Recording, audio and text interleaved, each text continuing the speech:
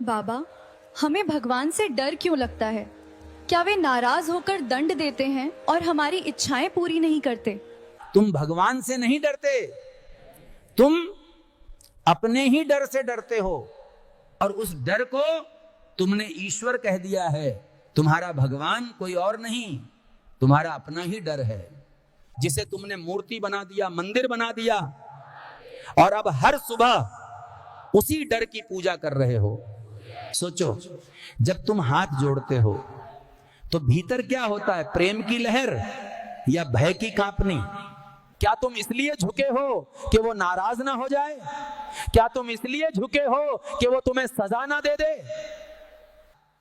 क्या तुम चाहते हो कि वो बस तुम पर नजर रखे? हे भगवान, नौकरी बचा दे, बीमारी ठीक कर दे, मैं प्रसाद चढ़ा दूंगा।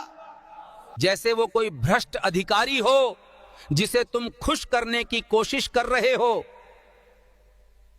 ये भक्ति नहीं है भाई, ये पूजा नहीं, ये रिश्वत है, एक सौदा है। कैसा भगवान बना लिया है तुमने? एक ऐसा भगवान जो जासूसी करता है, जो हर पल देख रहा है, जैसे कोई टैक्स कलेक्टर हो। ये पाप, ये पुण्य, ये नरक, ये स्वर्ग। मैं कहता हूं, अगर तुम्हारा भगवान तुम्हें डराता है तो वो भगवान नहीं, वो जेलर है। और तुम्हारा धर्म धर्म नहीं, एक कैद है, एक बंधन। धर्म डर से नहीं, धर्म प्रेम से शुरू होता है। डर तुम्हें सिकोड़ता है, छोटा करता है। प्रेम तुम्हें फैलाता है, विराट करता है। डर में गंभीरता है, तनाव है। देखो, मंदिरों में लोग झुके हैं पर भीतर कांप रहे हैं, क्योंकि झुकना भी प्रेम से नहीं, भय से हो रहा है। और प्रेम में तो आनंद है, उत्सव है। प्रेम में तो मीरा जहर पीकर भी नाच उठती है। प्रेम में कबीर मस्ती में गाते हैं। वे प्रेम में थे, उन्हें डर नहीं था। हमारी पूजा में हंसी प्रेम कहां है? नहीं है, क्योंकि जहां भय है वहां आनंद मर जाता है। समझो इस भेद को। डर का भक्त हमेशा भिखारी होता है, वो मांगता है, मुझे ये दो, मुझे उससे बचा लो, मेरा ये कर दो। और प्रेम का भक्त वो मांगता नहीं, वो धन्यवाद देता है। वो कहता है, जो दिया वही बहुत है। ये सांस जो चल रही है, धन्यवाद। ये सूरज जो उगा है, धन्यवाद। अगली बार जब पूजा को बैठो, जब हाथ जोड़ो, तो कुछ मांगना मत, बस आंखें बंद करना और इस जीवन के लिए जो मिला है उसके लिए भीतर से एक धन्यवाद को उठने देना। जिस क्षण तुम्हारी प्रार्थना मांग से बदलकर धन्यवाद हो जाएगी, जिस क्षण तुम्हारा भय प्रेम में बदल जाएगा, समझ लेना धर्म वहीं शुरू होता है। जो श्रद्धा का अर्थ डर नहीं, अंधा विश्वास नहीं। श्रद्धा तो वो भरोसा है कि तुम अकेले नहीं हो और तुम उसी विराट अस्तित्व का हिस्सा हो। ये वो नाव है जो भय के इस सागर में तुम्हें भटकने और डूबने नहीं देती। ये वो आंख है जो घने अंधेरे में भी प्रकाश को पहचान लेती है। ये बिना श्रद्धा मन सदा कांपता रहेगा, सदा भिखारी बना रहेगा। श्रद्धा ही मन को शांत करती है, उसे स्वयं में स्थित करती है। भगवान ऐसा नहीं है जो डांट दें, सजा दें। वो कोई कठोर राजा नहीं है, वो तो मां हैं, वो तो मित्र हैं, वो तो सहारा हैं। भक्ति तब सुंदर होती है जब वो प्रेम से आती है, कृतज्ञता से आती है। तुम प्रार्थना करो, बस एक क्षण के लिए सांसों को महसूस करना तो और कहना, प्रभु मैं जानता हूं आप मेरे साथ हैं। बस इतना ही काफी है। भक्ति का सार कृतज्ञता है, प्रार्थना का सार विश्वास है। हरिओम। आज मैं तुमसे एक बहुत छोटा सा सवाल पूछना चाहता हूं जीवन में सबसे कठिन काम क्या है? तो लोग कहते हैं धन कमाना कठिन है, परिवार संभालना कठिन है, रिश्ते निभाना कठिन है। लेकिन मैं कहता हूं ये सब कठिन नहीं है। सबसे कठिन है भीड़ से अलग होकर अकेले चलना। देखो, हम जन्म से ही सिखा दिए जाते हैं, लड़का है तो ये करो, लड़की है तो ये करो, लोग क्या कहेंगे, परिवार की इज्जत बचानी है, सब जैसे करते हैं तुम भी वैसे ही करो। और धीरे धीरे हम जीना भूल जाते हैं, हम बस नकल करना सीख जाते हैं। भीड़ के साथ चलना आसान है बेटा, क्योंकि भीड़ में जिम्मेदारी नहीं होती। अगर गलती हो जाए तो कह दो मैंने नहीं किया, सबने किया। पर अकेले चलना, वहां हर कदम तुम्हारा अपना होता है। लोगों का सबसे बड़ा डर सांप, मौत, गरीबी नहीं है। सबसे बड़ा डर है लोग क्या कहेंगे। ये ऐसा वायरस है जो बचपन में इंस्टॉल होता है और मौत तक अनइंस्टॉल नहीं होता।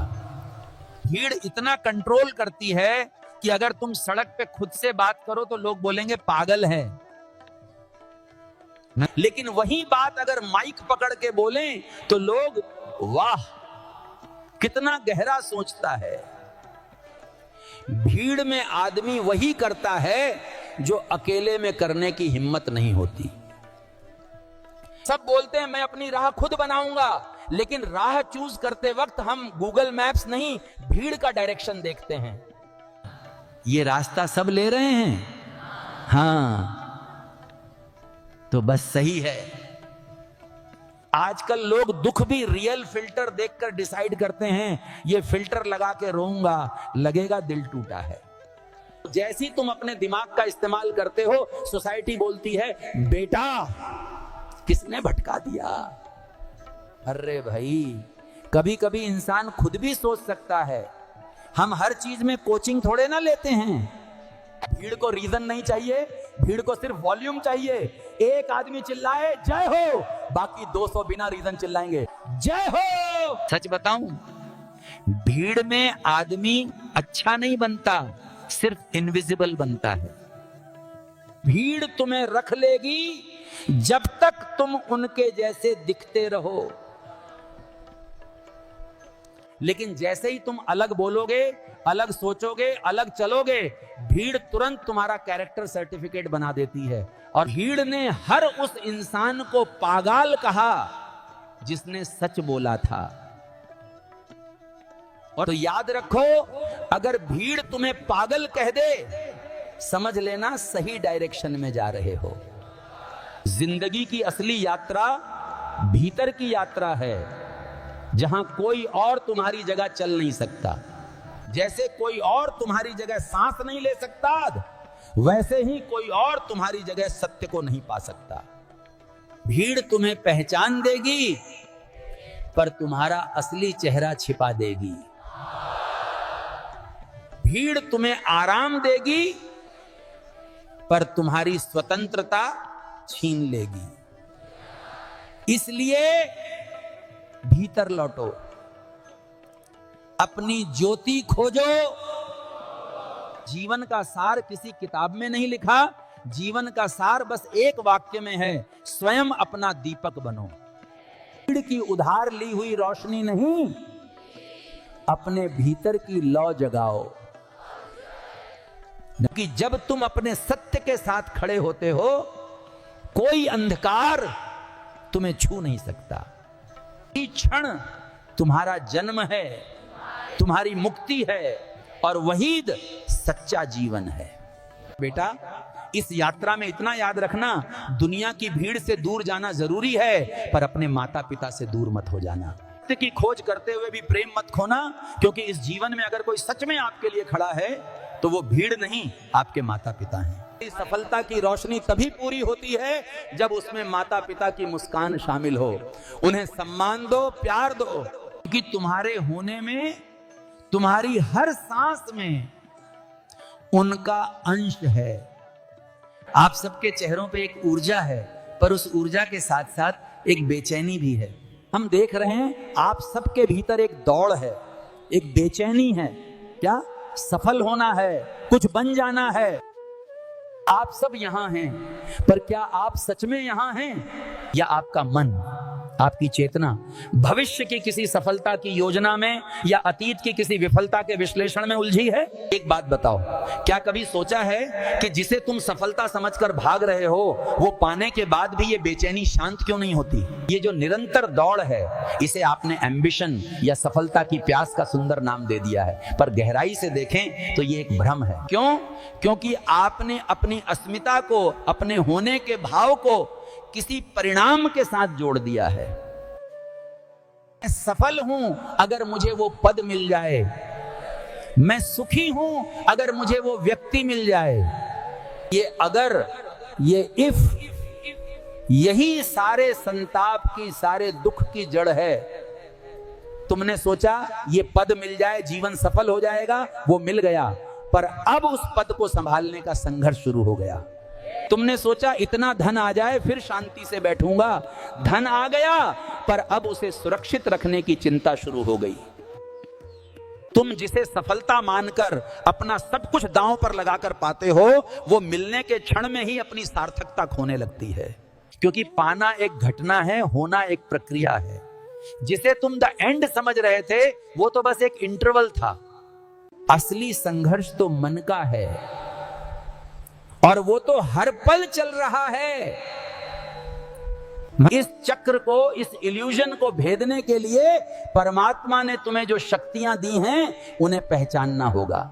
पहली शक्ति है तुम्हारी बुद्धि, तुम्हारा तर्क, तुम्हारा विश्लेषण, तुम्हारा ज्ञान।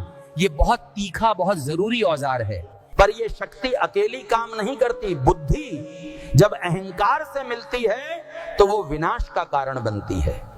ये वो प्रकाश है जो सिर्फ बाहर की ओर देखता है, अपने स्रोत को, जहां से वो प्रकाश आ रहा है उसे नहीं देख पाता। हमने बहुत बुद्धिमान लोगों को जीवन में बुरी तरह बिखरते देखा है। क्यों?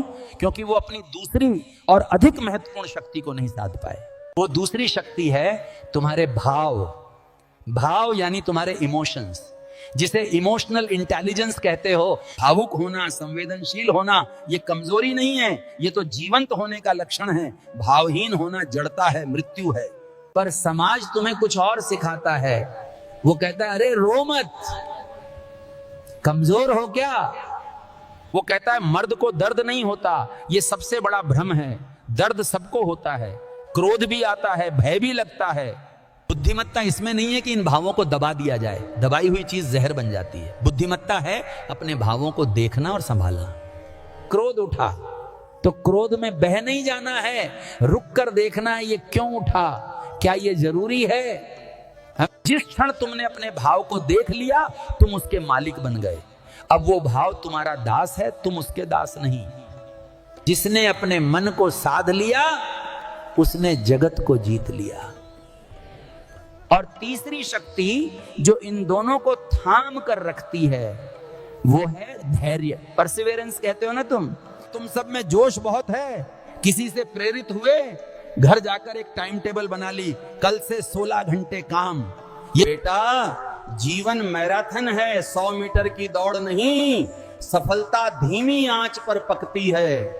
बस वो एक दोहा याद रखना, धीरे धीरे रे मना, धीरे सब कुछ होए। माली सींचे 100 घड़ा, रुत आए फल होए। तुम्हारे हाथ में फल नहीं है, तुम्हारे हाथ में ऋतु नहीं है, तुम्हारे हाथ में क्या है? बस सींचना निरंतर।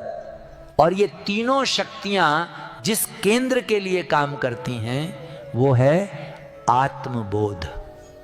तुम संसार का विश्लेषण कर रहे हो, तुम अपने भावों का प्रबंधन कर रहे हो, तुम धैर्य रख रहे हो, पर कौन है ये जो ये सब कर रहा है? कौन है जो देख रहा है कि बुद्धि सोच रही है? कौन है जो महसूस कर रहा है कि भाव उठ रहे हैं? जिस दिन तुम्हारी खोज बाहर की सफलता से मुड़कर भीतर इस देखने वाले साक्षी की तरफ हो जाएगी, उस दिन तुम असली यात्रा शुरू करोगे।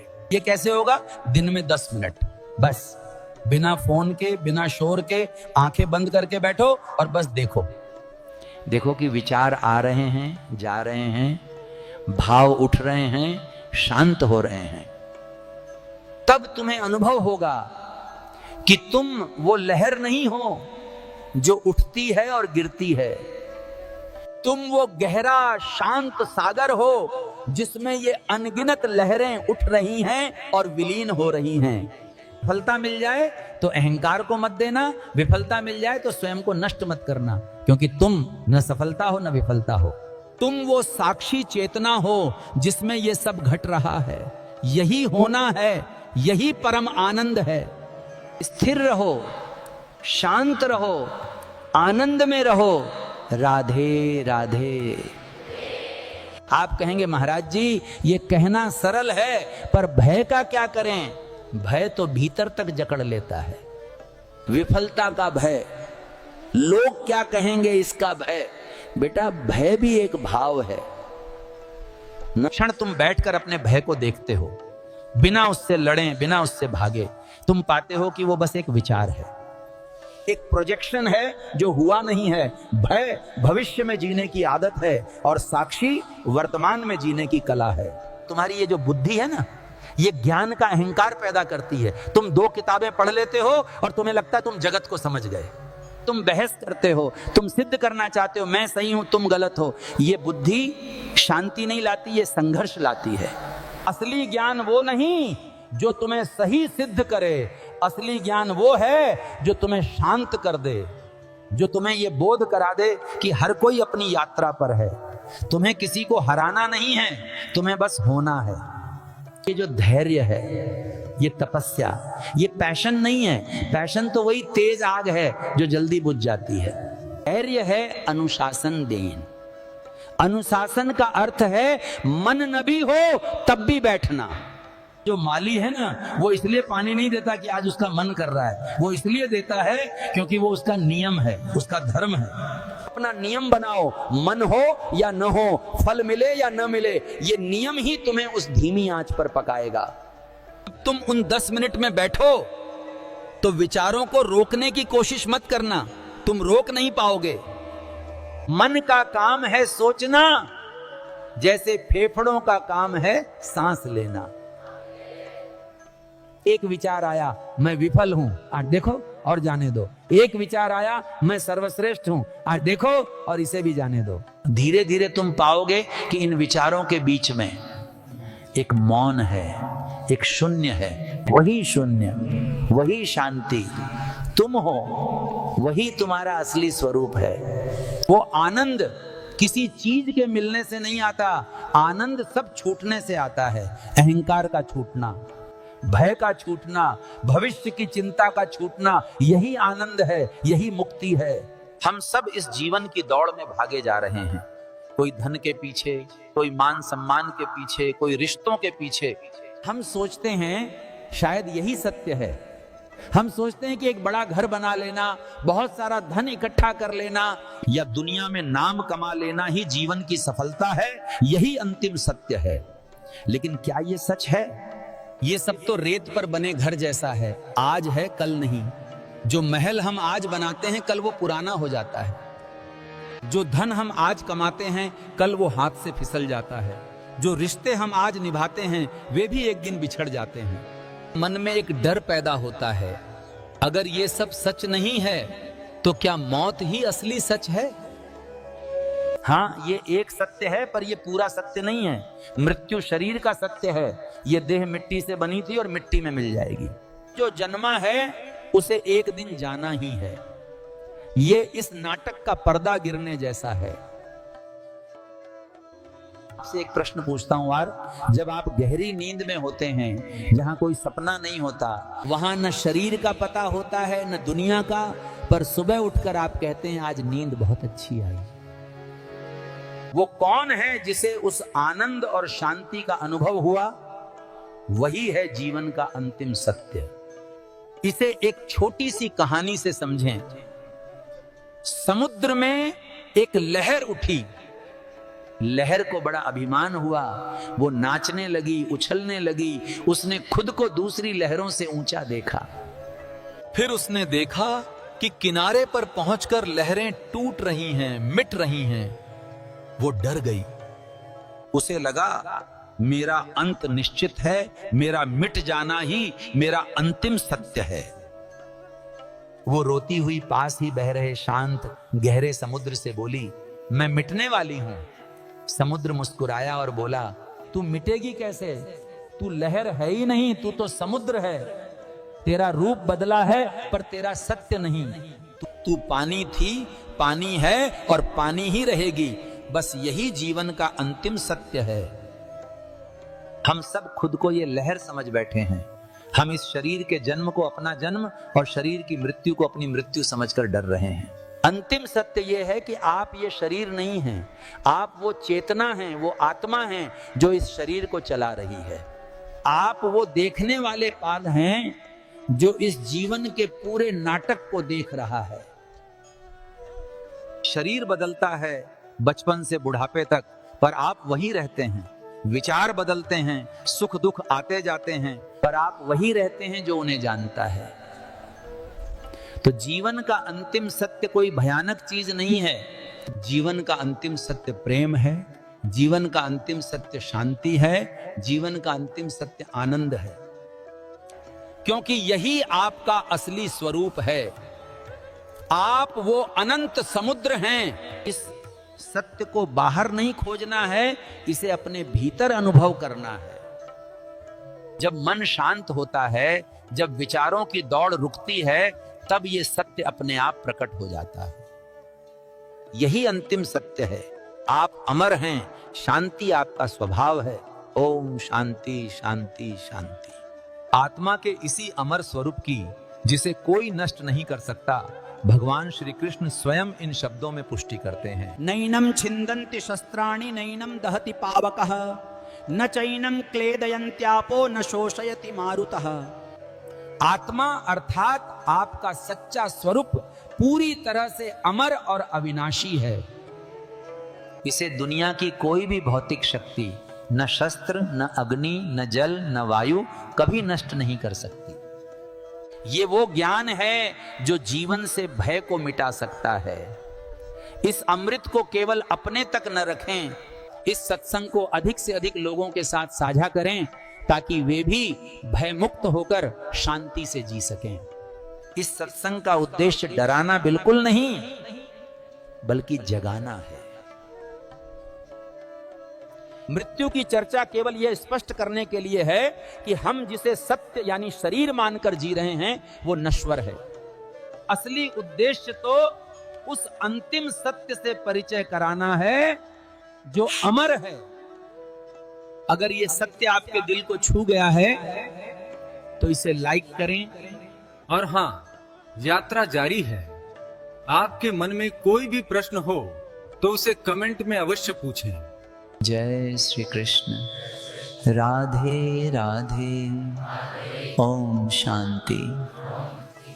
हाँ, ये सारा ज्ञान, ये दिव्य दृश्य सब कुछ कृत्रिम बुद्धिमत्ता के औजारों की मदद से आप तक पहुंचाया गया है।